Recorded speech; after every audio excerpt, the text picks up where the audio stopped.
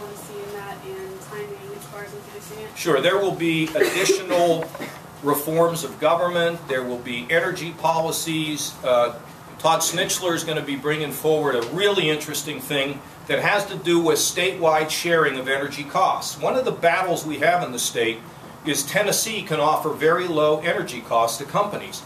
And those companies that chew up a lot of energy, for example, you know, we put in the budget something I haven't even talked about, $100 million if you invest in a data center, you won't pay taxes on the servers every 2 years because they keep upgrading things, okay? So, you know, I call Meg Whitman and HP and say, we want a data center here, and it just eats power like the Cookie Monster. And so we can share those costs among the AEP customers, but if we can share those costs statewide, we can offer an even better deal, spread the costs out throughout the state. Big deal, and we'd be controversial. What we're coming up with on energy is going to be controversial. We're going to be talking about making waste heat part of the renewable program. Now, the NRDC, the National, help me, Wayne? The National Resources Defense Council, those are environmentalists. We have good relationships with them.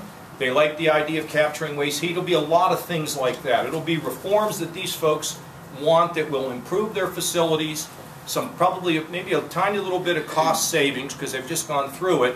There'll be energy, and we'll be getting it to you soon. Still a work in progress, but there will be a mid-biennial review. It'll be the first time in Ohio history there will be a budget being submitted or a set of policies connected to the budget, I think, ever. Is that right, Tim?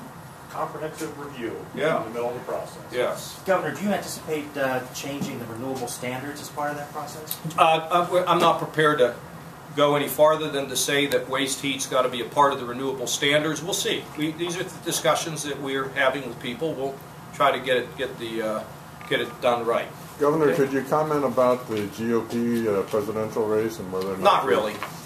Not backing anybody? No. I mean, look, we got too much to do here.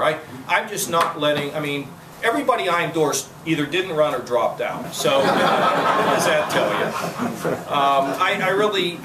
I've watched a little bit of the debates. I do read about it on Politico and the Fox News and Real Clear Politics. I read about some of it. But no, my comments wouldn't serve me well. Probably not the people I'd comment on well, so Merry Christmas. There's not going to do it. Yes, sir. Governor, where are you on setting up a state-based health insurance exchange? And does the Obama administration's ruling on Friday change your... I like their ruling on Friday. I haven't had a chance to talk to the cabinet about it yet, but I see it as very positive. They're being able to say that you can have the flexibility on that exchange to provide certain services. Greg, anything you want to say on this? So we're positive about it. Look, I believe in an exchange from this point of view. I think it'd be fantastic for families to be able to search for the best health care costs that fit their need, you know, online. And I think it's a great thing. The problem with Obamacare up till now has been they can't answer any questions. And there's trap doors, and I don't want to fall through any of them. But the ruling on Friday was a very positive ruling for us, and we'll just see where we go.